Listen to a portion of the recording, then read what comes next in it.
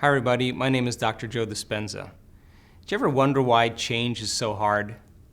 Over the last 5 years, I have been studying the process of change and transformation. In fact, I've assembled a team of scientists and researchers to demystify the process. And the whole reason I started doing it was because during our advanced workshops and our progressive workshops, we started noticing people having very significant changes in their health and their life. And I wanted to break the process down so that I could teach it better.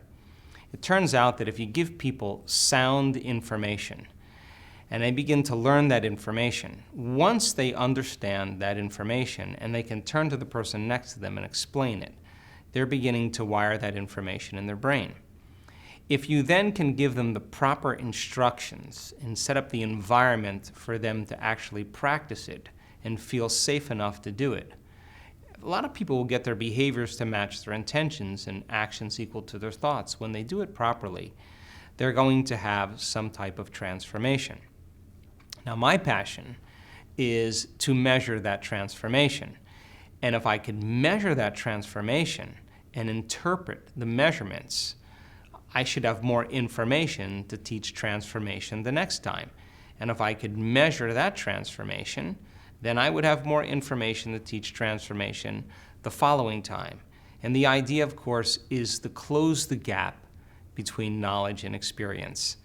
And people around the world are beginning to apply some of these principles to find out that change isn't as hard as they thought it was, that there is actually a way to do it. Where your attention goes, energy flows. And that's an important thing because unconsciously you do this all the time anyway. So if you wake up in the morning and you start thinking about all the people you have to see, the places you have to go, the things you have to do, the objects that you own in your known familiar reality, as you place your attention on those different elements in your external world, your energy goes in that direction, and the side effect of that is, on a more probable than not basis, your body is going to follow your mind. So you wake up in the morning, you have the thought of the toilet. The moment you have the thought of the toilet, your body follows your mind to the toilet. You have the thought of the coffee maker in your kitchen, and the next thing you know, your body follows your mind to the coffee maker. While you're drinking coffee, you have the thought of your shower. When you have the thought of your shower, your body follows your mind to the shower. So you see, your body is always following your mind, but it's following it to the known, not to the unknown. So is it possible then that your body can begin to follow your mind to an unknown experience just like it follows your mind to a known experience? In other words, if you keep investing your attention and your energy into a new future and you keep revisiting it every single day and you use an elevated emotion as energy to drive you to a new future, is it possible then that your body could follow your mind to a new experience in your life, just like it follows your mind to the shower every single day? And by the same means, if you're waking up every single morning and you're connecting to the emotions of unhappiness or futility or pain or fear or victimization, the moment you place your attention on an emotion, and an emotion is a chemical residue of the past. The moment you place your attention on a past experience or a past emotion, you are siphoning your energy out of the present moment into the past.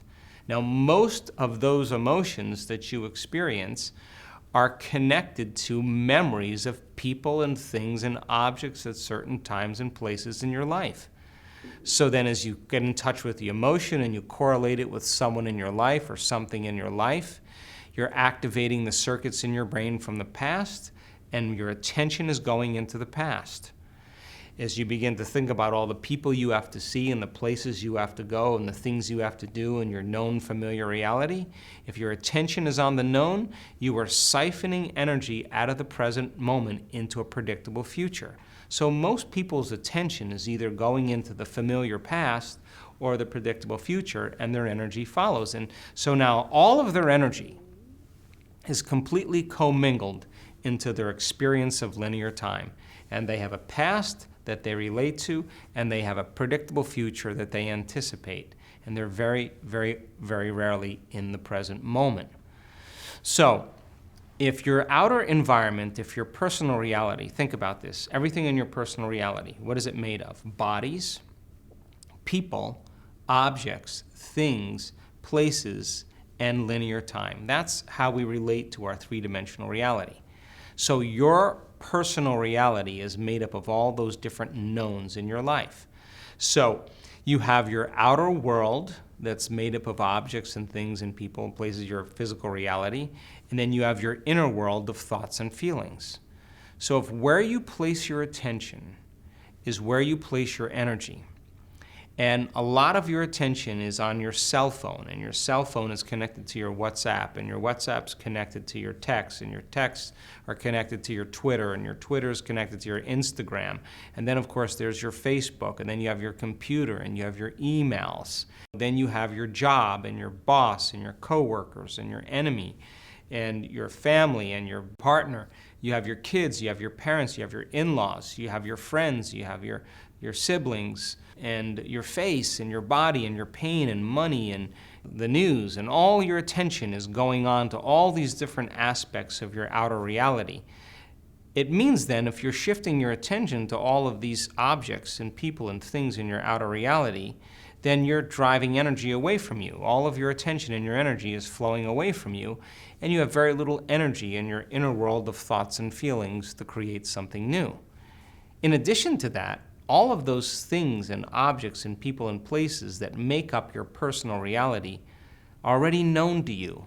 So then as you put your attention on them, you're putting your attention on the known. And if you keep your attention on the known, you'll keep creating more knowns in your life. Every one of those things has a neurological network in your brain. Every one of those elements is already mapped in your brain. So when you get out of balance and you get stressed to the smallest measure, the act of getting stressed and getting emotional begins to produce a certain amount of chemicals in your brain that begin to arouse the brain and body.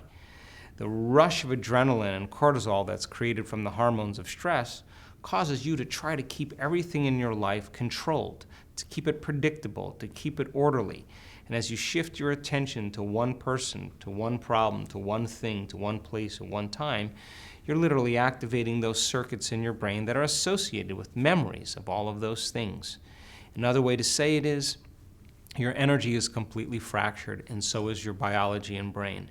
And as your attention moves in all these different directions, it's very difficult to create anything new because our energy is moving away from us in all these different elements. So it makes sense then that we're going to have to disinvest our attention and our energy off of all of those things in our outer world to put enough attention and energy on an unknown experience in our life. So then every one of those people, every one of those problems, any one of those things or objects or places that make up your personal reality has an emotion connected to them. And how do we know that? Because you've experienced them. And emotions are energy and motion. So the stronger the emotion you have to some person or thing, the more you're going to place your attention on the cause of it. In other words, if you're using your boss to reaffirm your addiction to judgment, and you're using your coworker to reaffirm your addiction to competition, you're using your friends to reaffirm your addiction to suffering, your parents to reaffirm your addiction to guilt, the news to reaffirm your addiction to anger, the stronger the emotion that you feel, the more you're going to put attention on the cause of it, which means now you're giving your power away to someone or something in your life. So then how do we change that?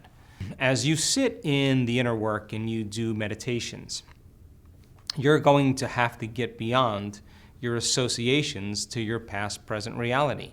You're going to have to temper the body emotionally. It's not the person or the thing that is the cause of it. It's that we keep that person or thing in our life because our attention is on it. So it makes sense then, as we lower the volume to our emotional reactions to people and things in our life, it makes sense then we're going to put less attention on the cause of it. But it's the act of putting our attention on the cause of it that begins to cause us to bond energetically with our past, present reality.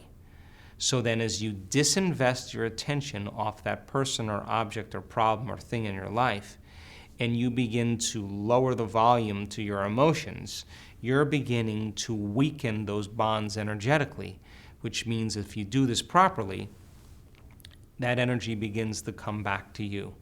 And when the energy begins to come back to you, it's chaotic energy, but you're beginning to build your own electromagnetic field.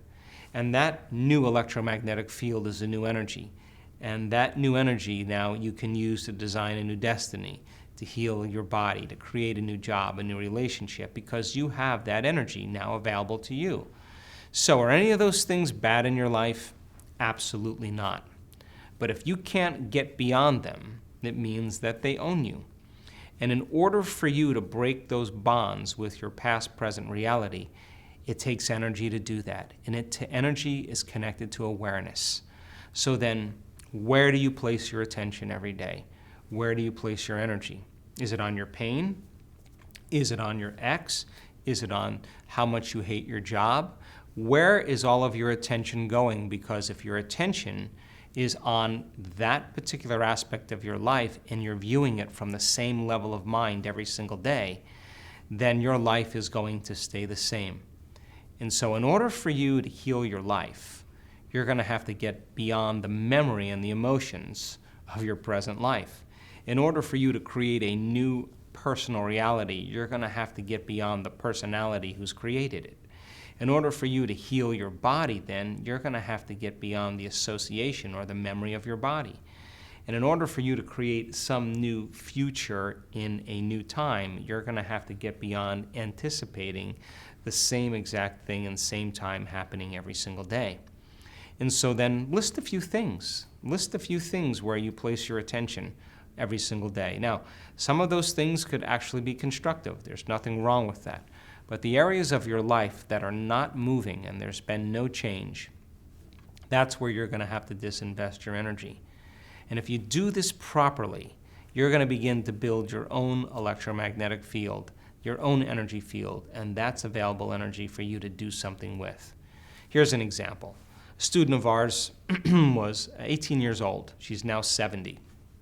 She was living in Israel, and she had a little window, actually a big window, that she would open up every morning and feed this dog, a stray dog. And she was leaning out the window this one day, and the top part of the window slammed down on her back, in her lower back. And the force of the acceleration of that window against her back was so strong that it knocked her unconscious. When she came back to awareness, she had very, very significant pain.